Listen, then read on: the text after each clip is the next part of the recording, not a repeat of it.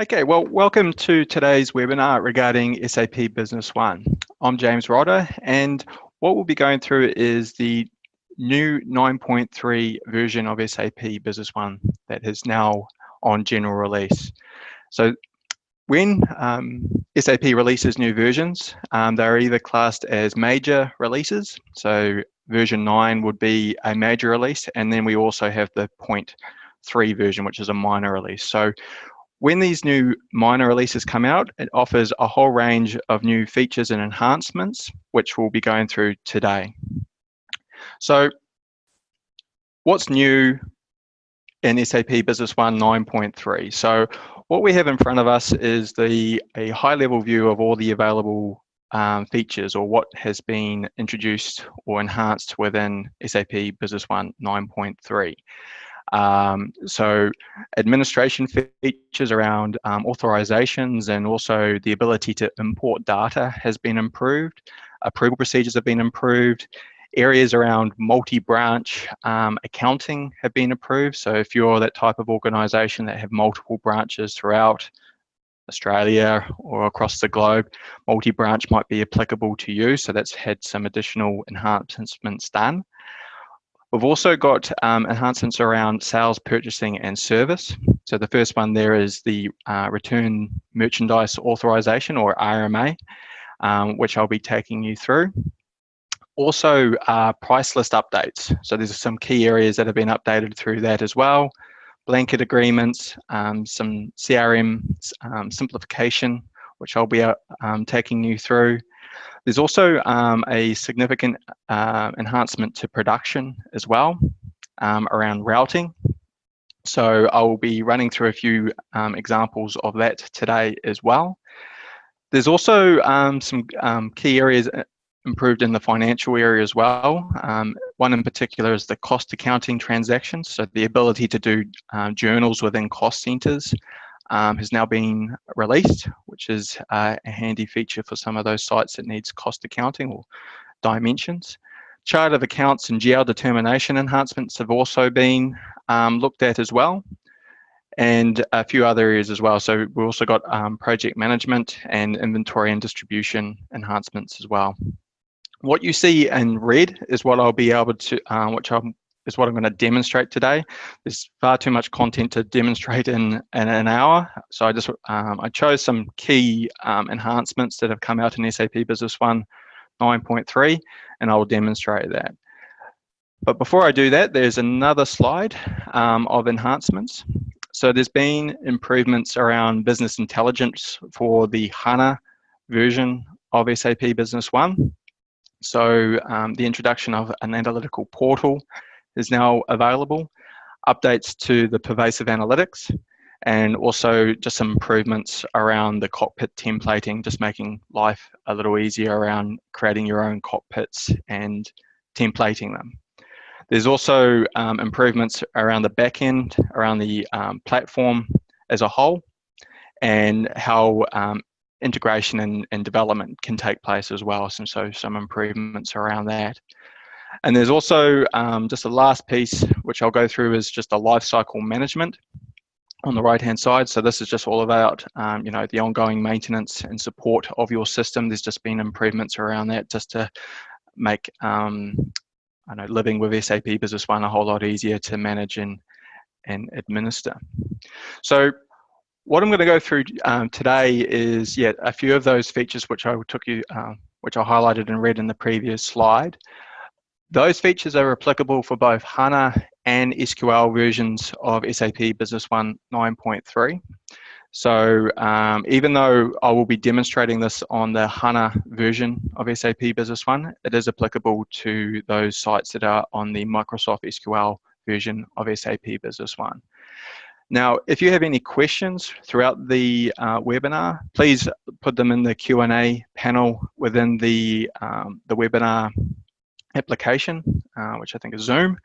If you put it in that and you just put your name and organization and the means of getting in contact with you, I'll get back to you and give you a detailed response to that question, because most questions will be sites, contextual to the site.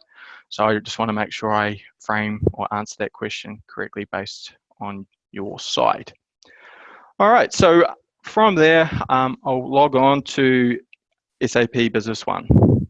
So what we have here is the HANA version of SAP Business One. So you're seeing what they call the Fiori cockpit for those who are on SQL, but for today, that doesn't really matter.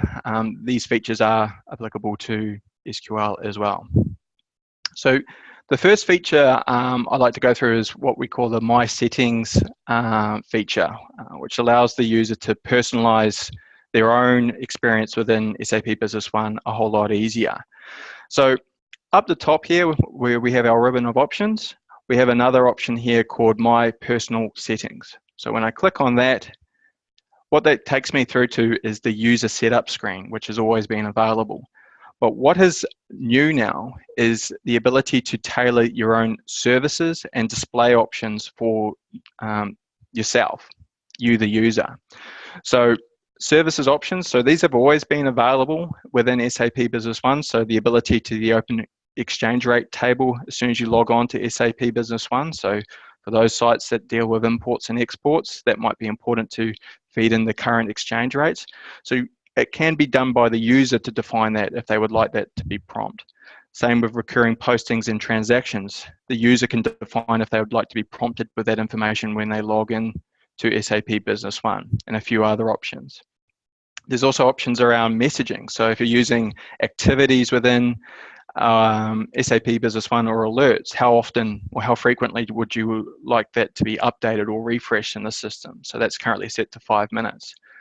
Screen locking. So how long would you like to, if this SAP is idling, how long does it have to be before it locks itself out? So users have control over that now. We've also got options here to use the numeric pad enter key as a tab key. So if you're a user that uses the keypad on the right-hand side of the keyboard, and rather than using the enter as an enter, which some screens would commit the transaction, you can change it to be a tab. So that can be very useful, and there's a few other options here as well. There's also an option under display, so the display tab for that particular user to adjust other things such as the color of the screen. So you can change the look and feel of the screen. So if I wanted to change it to violet, I can change it to violet, hit update, and then the window goes to a violet color. I can change the language settings, I can change the font, I can increase the font size if need be, and that won't impact any other user. So that's very useful for those sites, or for those users that are on SAP Business One, but they want to tailor it a bit more. There's a lot of features within SAP Business One around form settings and other areas of personalization that really hone it down to that individual user so they can be more effective. So that's the user settings, My Settings setup. There's also that feature available under user defaults.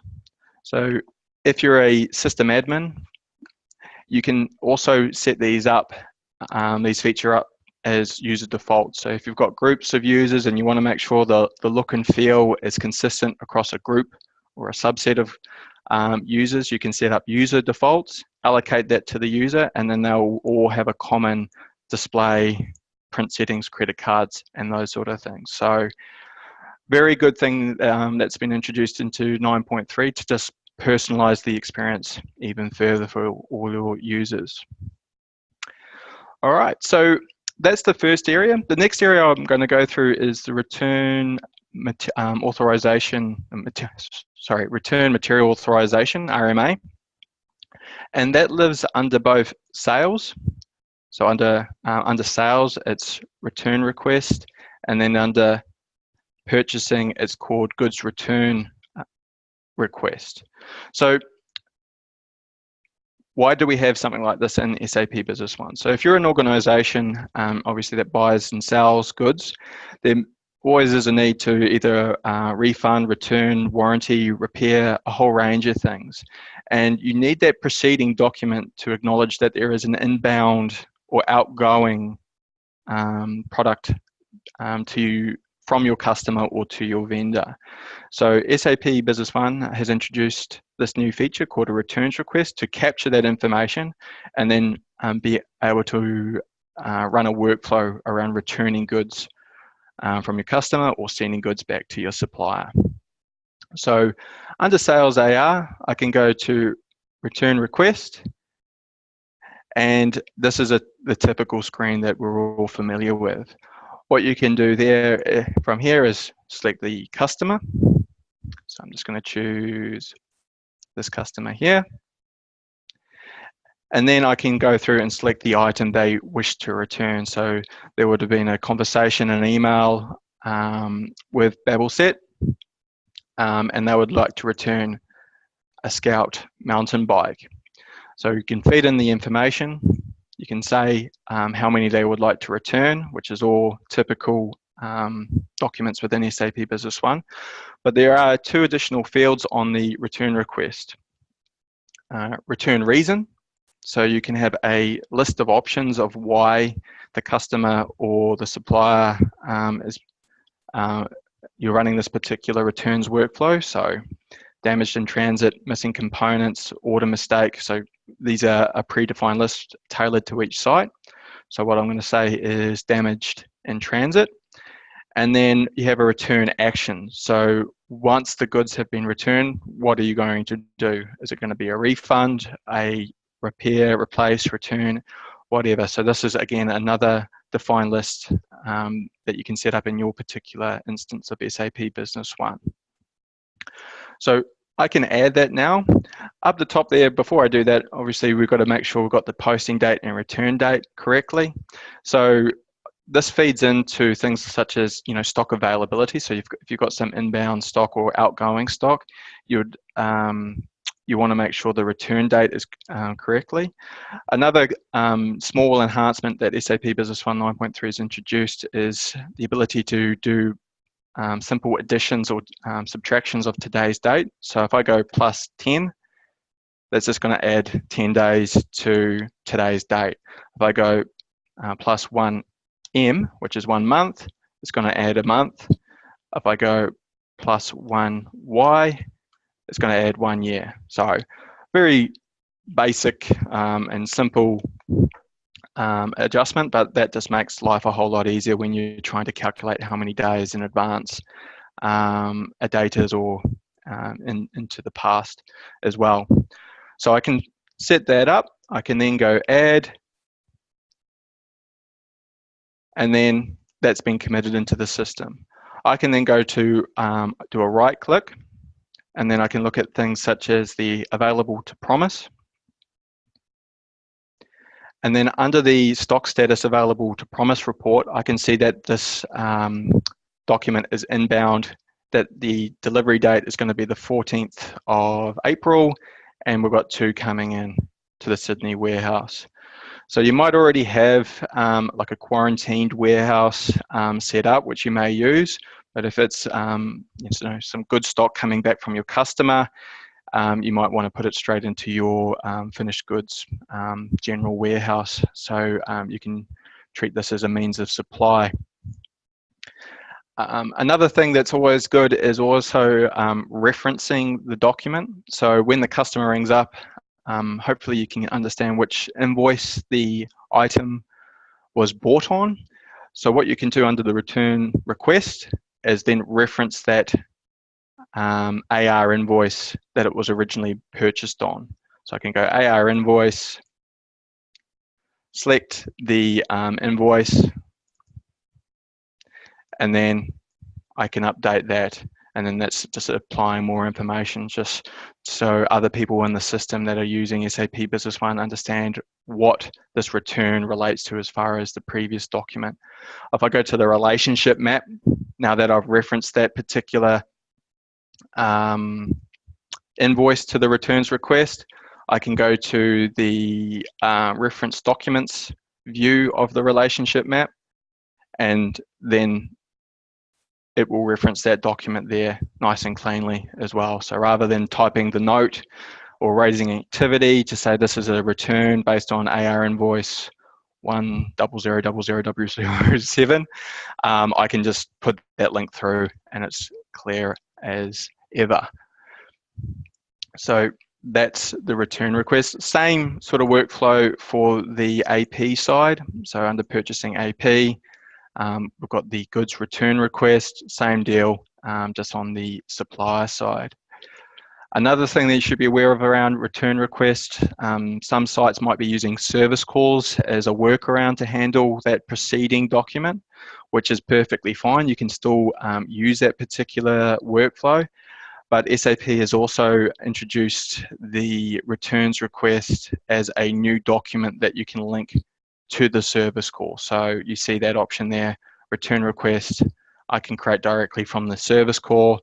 If this was a purchasing service call, then this side becomes activated and I can do a goods return request for the supplier side. So very comprehensively handled with the new RMA feature. Okay, so that's the RMA feature. The next feature I'm going to go through is just some enhancements around blanket agreements. So I'll do a purchasing blanket agreement. This is the same for a sales blanket agreement as well. So under purchasing AP, I select purchasing blanket agreement, and then obviously that screen opens up. So what I'll do, I'll start creating a new blanket agreement for Far East imports.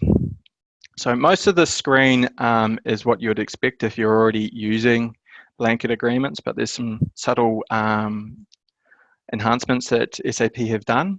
First is a reference field, which is all pretty straightforward. They've also introduced a project as well. So if this particular blanket agreement relates to a project, you can allocate it to the project, and when you raise a subsequent document as part of the workflow, it would then reference that project. So another handy feature if you use the combination of blanket agreements and projects hand in hand. So that's fine. What I'll do is actually key this out. So I'll go the beginning of the year to the end of this year. And what I'll call this is Road Bikes 2018. So that's the blanket agreement name that I'm going to have with Far East Imports. Then under the General tab, I have these additional options to define payment terms. So you always have a default payment term against the supplier or the customer, the business partner. But for a particular blanket agreement, you may have extended terms. So this gives you the ability to put those extended terms against the blanket agreement, and then when you run the workflow, convert it to a purchase order, sales order, or whatever, it will then apply the payment term that has been allocated to the blanket agreement. You can also define the payment method. So this is a foreign US supplier, so I can define which payment method we'd like to use. We can also define the shipping type, and then a few other options here which have always been available. I can then go to the Details tab and put in some content. So what I'll do is just do a search on road and select a few road bikes. So I'll choose 3 of them, and then I'll put my planned quantity of 10, 8, and 6, and the negotiated price for it. So I'll go 1,200 and say 1,500.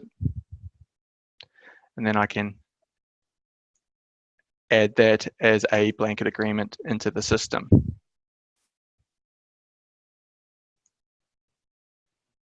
So now that's committed into the system, I will then change it from a draft mode to approved, update that,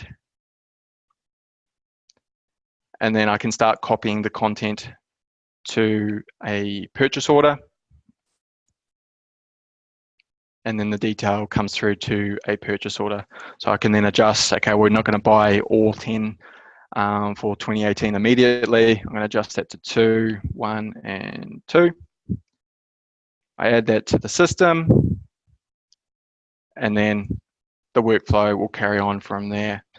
So if I refresh the blanket agreement now, I can go to the documents. I can see the reference documents here that relate to this blanket agreement, I go to the details, I can see, some more information here.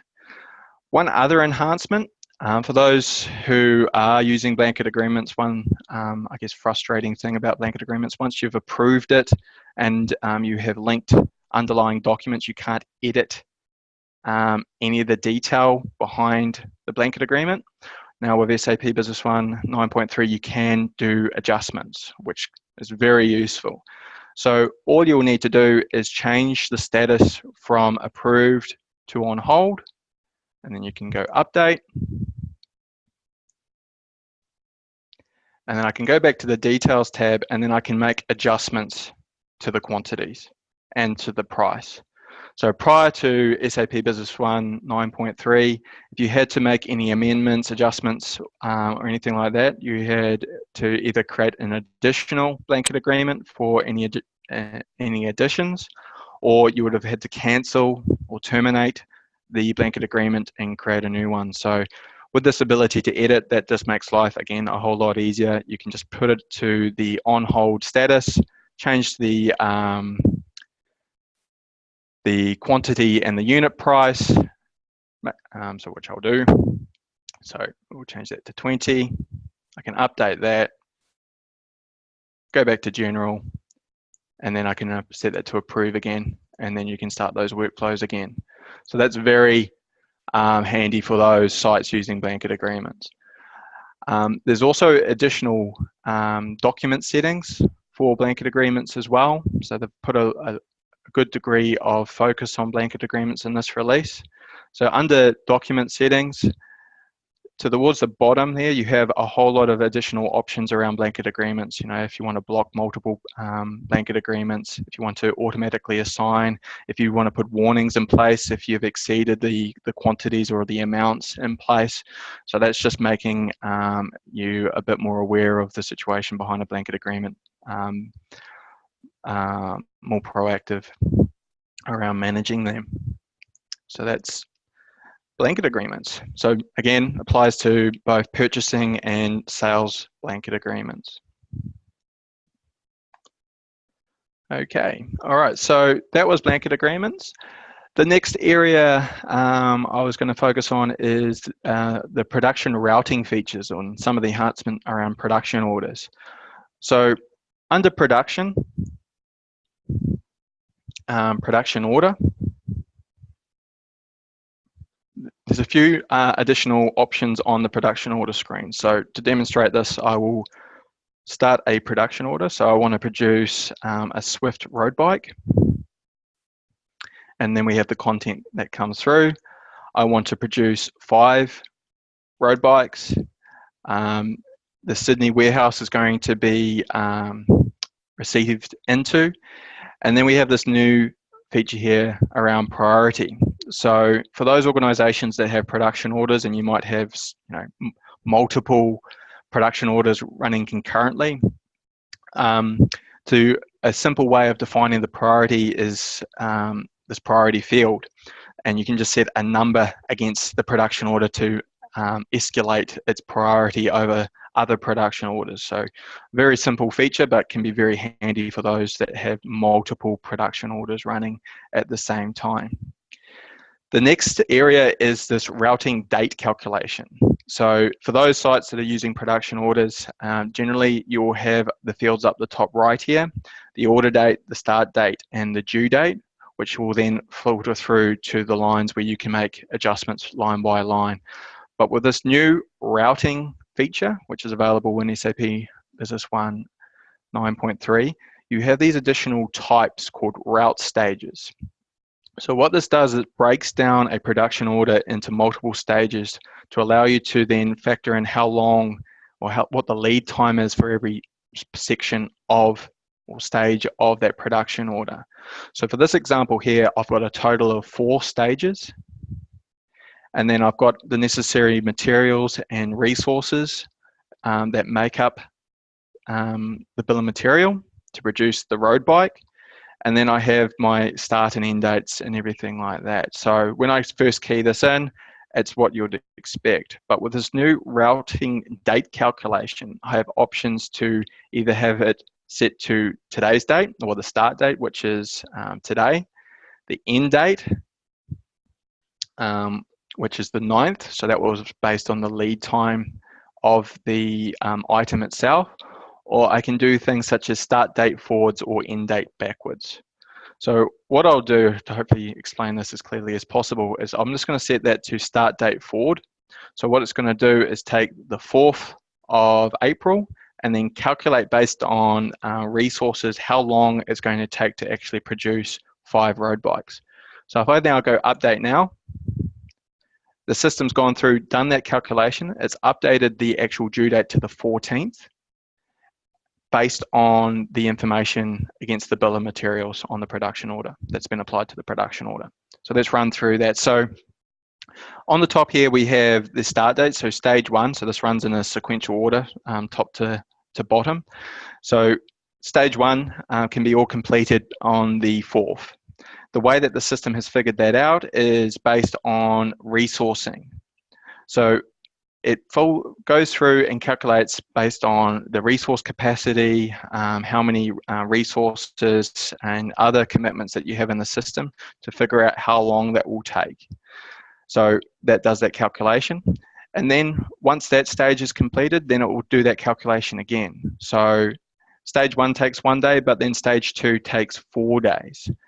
And then you see the days required here. So the system is running through and doing the calculations to determine how long it's actually going to take based on the setup of that bill of materials. And if you do make adjustments to the production order, you can do that as well. So that runs through. You see on the right hand side how it's calculated those days. So required days is 0.65 days. The total production time is 25. So 25 hours, I should say. So how does that make sense? It's because the number of resources that have been allocated to the engineer. So if I drill into the available quantity, I can see that under the assembly engineer, so this is the resource master data setup, under planning data, I have the ability to have multiple employees running that particular activity concurrently. So under employees, I see that I've got a total of 5 employees that can do that particular task. So therefore, what takes 25 hours in total is 0.65 days because of the concurrent activity your employees can do for producing this road bike. So that's how the equations come through. There are far more complex ways of running this, but that is as simple as I can get it to hopefully allow you to understand how it works. So you've got the required days, the production time. You've also got the ability to put in waiting days or lag time. So if there needs to be a certain amount of days required between stages, you can factor that in as well. Does the calculation for the additional time, so that's setup time, and then it does the total run time as well. So very good if you're that type of organization that does production orders and you've got resources and you're trying to make sure you've got sufficient capacity to produce those finished goods. On the right-hand side, you've also got the ability to define the status of each individual line within the production order. So, this particular production order is going to take 10 days to complete. So you want to update the system on a regular basis, and you can do that on a line-by-line basis. So I can say that this line is currently in progress, or I can say that the whole stage of the production order is in progress. I can also say that it's been completed. And when it's set to completed, it's doing that issue behind the scenes. So if you, again, are a site that does production orders and you do the manual issue method, manual issue to production, this is a simpler way of just doing that issue. So if there's no variance between what's been planned and what's been consumed, you can do that from the production order screen and it will do those inventory movements behind the scenes. So a few new features there. So a lot around it. There's also enhancements around some of the reporting capabilities. So what I might do is go into a completed production order here. So I've just gone back to an earlier production order. The right click now has a few more options. So I can go right click and look at the stock posting list. So this is very handy for those sites that have a extensive list of materials to produce items.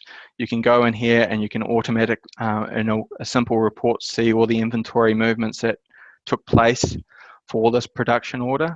So it's all listed here, and then obviously I can drill through to the underlying transaction. I can drill through to the issue, see all the information there. I can see batch codes, serial numbers, all the stuff that you would expect. So that's a handy report. Another report is available under the total variance. So that's a new field. I can then drill through, sorry, the field's always been there, but the detail behind how the system has calculated that variance had to be done via a report, and now they've just made that a whole lot easier. So I can now drill through and understand, how a variance was produced. I can see that the last entry here was a product revaluation of $725. The reason why the system's done that is because the item is a, item inventory valuation method is average cost. But if this was a standard cost, it would then actually say, well, this was the production variance, and I'll see that that variance was $725 against this particular production order. So again, very handy features, just building out the functionality around existing features within SAP Business One. All right, so that was a quick run through a production order. Definitely, if you're a site that use production orders, there's a lot more detail we could go through there. So I would anticipate a lot of questions around that, but that was just an introduction to that new feature around routing and some of the reporting features. The next feature I would like to go through is CRM. So CRM is a new module that you'll find on the main menu.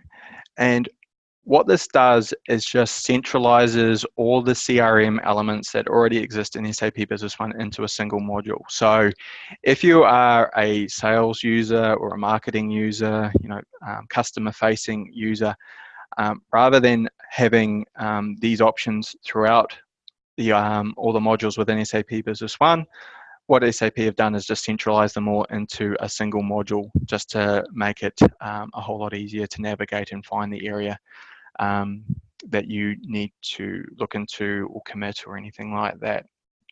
So quick access to business partners, as you would be familiar with, quick access to areas such as activities and campaigns, all available there.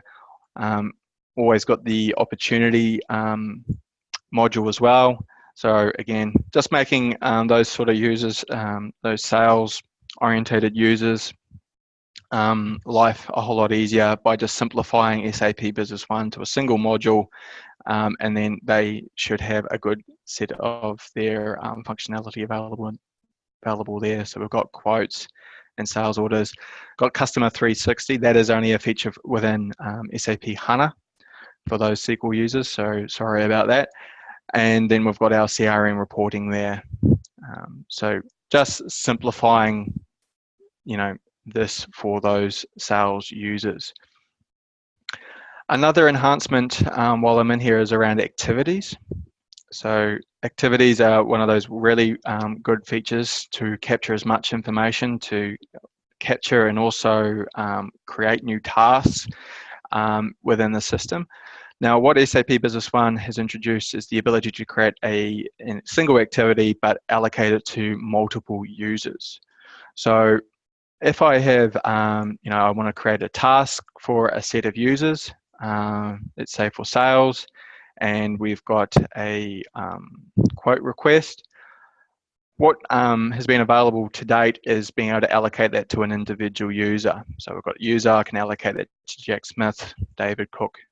These are the areas that you'd be familiar with. But under this drop-down now, you can create a recipient list. So when I select that option, I can either select a pre-existing recipient list or create a new one. So that's what I'll do. So when I open up that screen, I have these options here. So I see options to allocate based on users, employees, or existing recipient lists. So if I just wanted to do an ad hoc activity for several users, I can go through this and then I can tick the users I want to allocate this activity to. I do that, and then what it will say is that there are multiple assignees to this particular activity. I'll then complete this. So this will be for one of our customers, MyCat.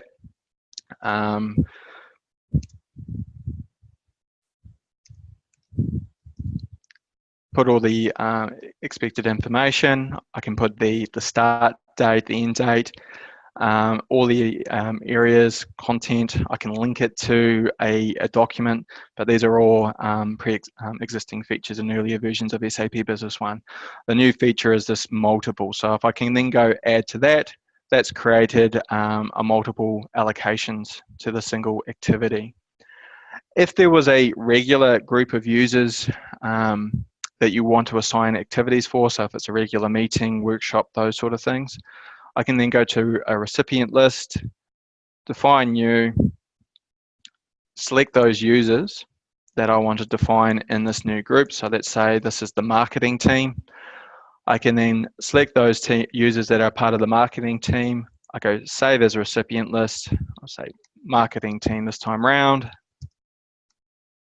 I save that, and then that becomes another available option under the marketing team. So great option around CRM, organizing meetings or tasks or appointments or anything like that to multiple users or employees of the organization. You can handle it within the activity module. Another enhancement to activities is this new tab called Other Details. Now this relates to resourcing and the project management module, which I'll take you through in a second. But while I'm in activities, I'll just take you through what this all means. So if you are an organization that is project orientated, time billing or anything like that, you can use activities as a mechanism to drive that particular workflow around executing tasks and then billing them based on a project or any sort of exercise or activity that you've got going on. So what I'll do here is I'm going to create a task related to a project, and let's say it's a meeting, let's say it's a workshop. So what I'll say is a workshop meeting for project.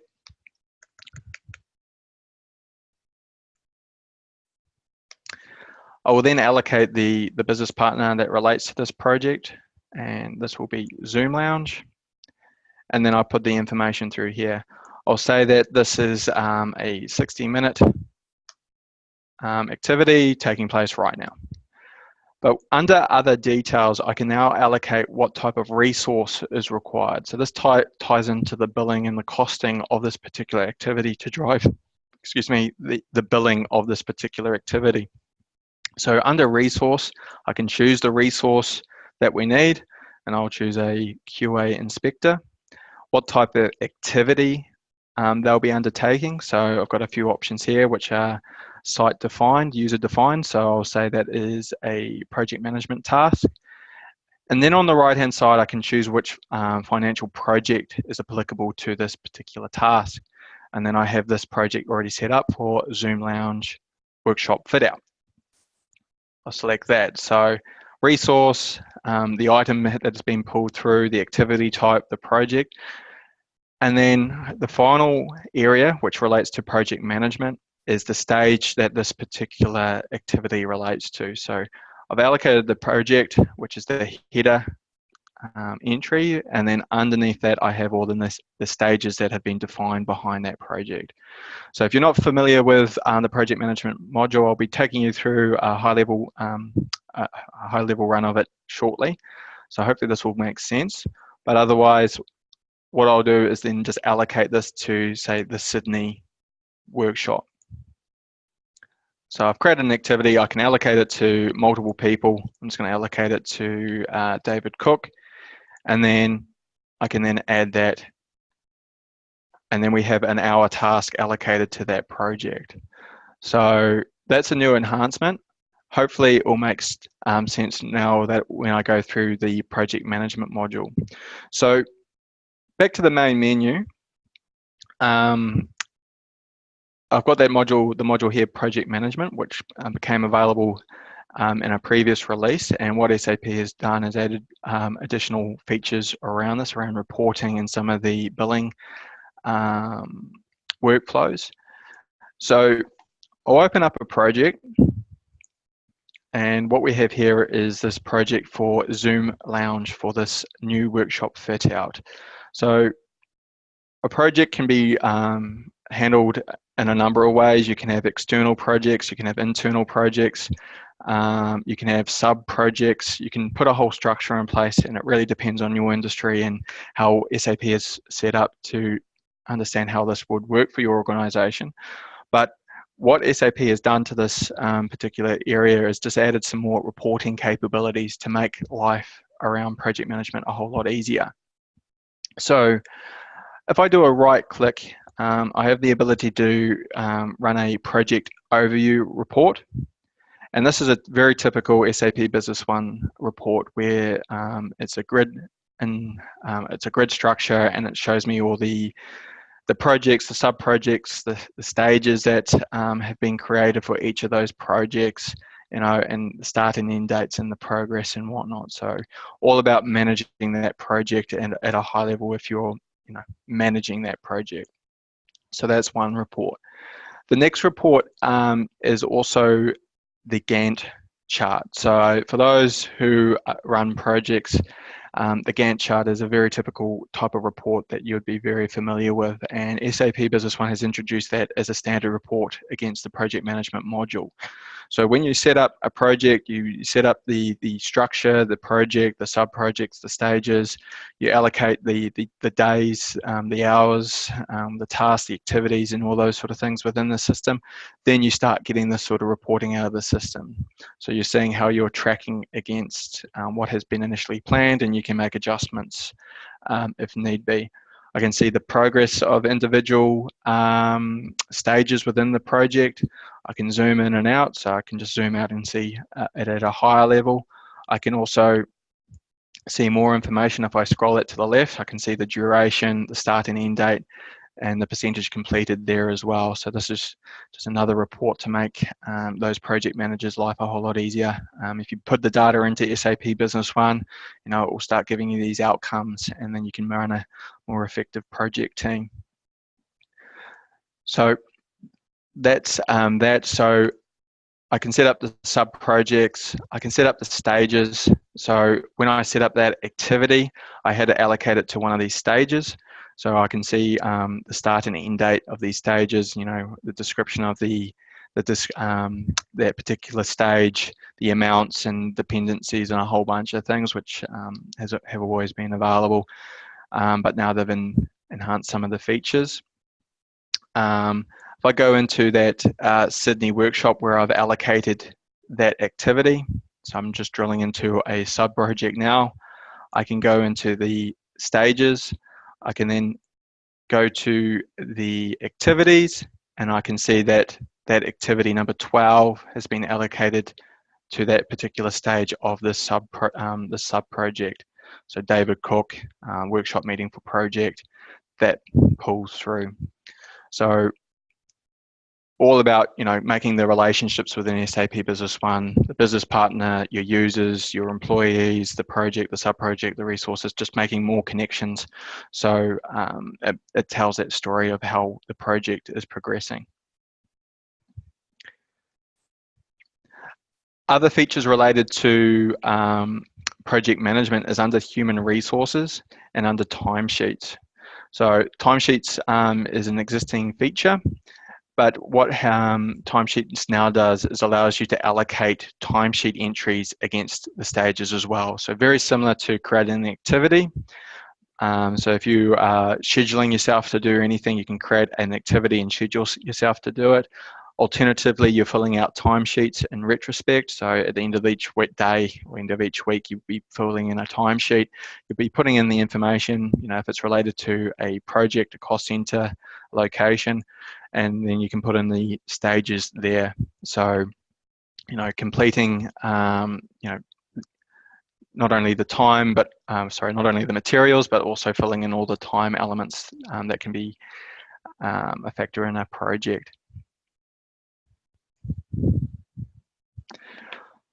All right, so timesheets. So that's also great. So that's just extending the project management module. And then the final feature is the billing. So if you have an accumulation of, timesheet activities, you've raised purchase orders against the project, AP invoices, and you need a simple means of converting all those expense entries into AR sales documents, what you can use is this billing document generation wizard to convert that data into a sales document. So just like most of the wizards in SAP Business One, it's a next wizard. So if I go next, I can then start just defining, what type of document I want to create as a result of this wizard. So I can define if it's a delivery document or an AR invoice. I can select which customer I am creating this invoice for. So I'll change that to AR invoice. Which financial project? So I've got that workshop there. Which stage? So I will choose that Sydney workshop stage. So that's isolating which data I would like to collect as part of this wizard. And then down the bottom here, I have our source type. So I can look at open AP invoices, open AR documents. So if you've created a quote or a sales order as part of this project, you can draw that in. I can also look at works orders, recorded time. So that's those timesheets. And I can also look at those project activities as well. So that was that activity that I created earlier. I then can go next, and all I've done today was that activity number 12. So that was for project management for 1 hour, and the price is going to be $174 for that particular hour. If I had more entries in here, purchase orders, AP invoices, they would list here, and then I can just select which ones I would like to convert into that AR invoice. So I'll go through that and select all those. I then go finish. And what the system has done is gathered that content and put it into an AR invoice, but we've still got it in add mode. It hasn't actually committed that document just yet. So I can put additional options. I can adjust the price if necessary, and then add it, and then Zoom Lounge would be billed for this particular activity. So plenty there around project management, all around, completing, adding new features to existing features in SAP Business One. Okay, so the last feature, last enhancement I'll go through today is around approval procedures. So in order to demonstrate that, I will go into another user. So I've got a second user here for Trent Black, and what we'll do is raise a purchase order. Now, for those organizations that use approval procedures, it can be very strict around approval procedures. So what SAP has introduced as part of the 9.3 release is the ability to make adjustments while a document is in a approval procedure, which can make life a whole lot easier. So what I'll do is take you through Trent raising a purchase order, and that will trigger a approval procedure and how Trent can edit that while it's going through an approval procedure. So he'll raise a purchase order. So I'm just opening a purchase order from the workflow, and he's going to raise a purchase order against SMD Technologies. He will then select the content of the purchase order. So let's say it's a tour road bike, and he's going to order 10 of these. All right, so I know behind the scenes there's a approval procedure for purchase orders over $10,000, which I've done here. So when I go add, it comes up with the request for some more information around the approval. So what I can do is type in some information so my manager receives it. So customer order requires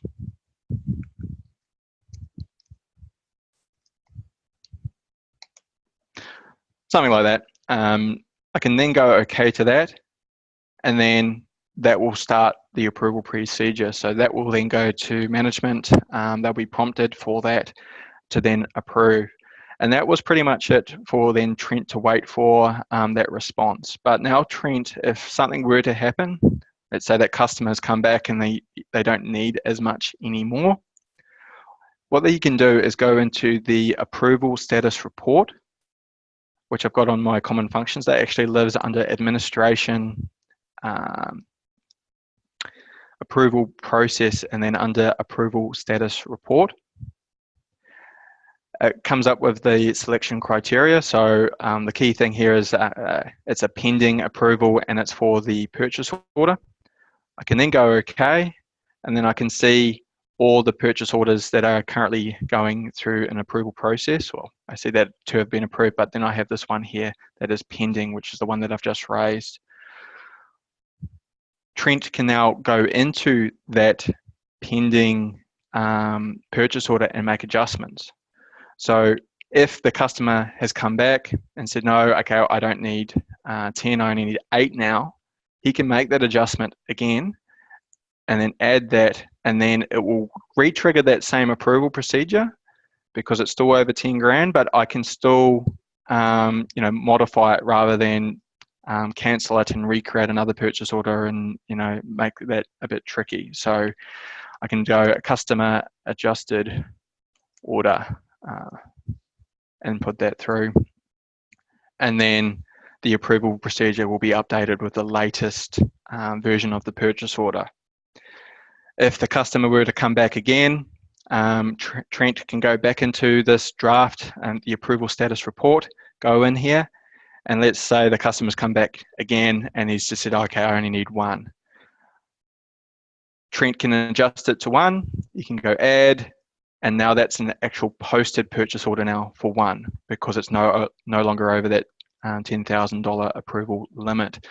So just making the approval procedures a lot more flexible rather than rigid in earlier versions. So users that can make adjustments to purchase orders, it re-triggers approval procedures if necessary, or it stops it altogether if it no longer meets the criteria for a purchase order to be approved by management.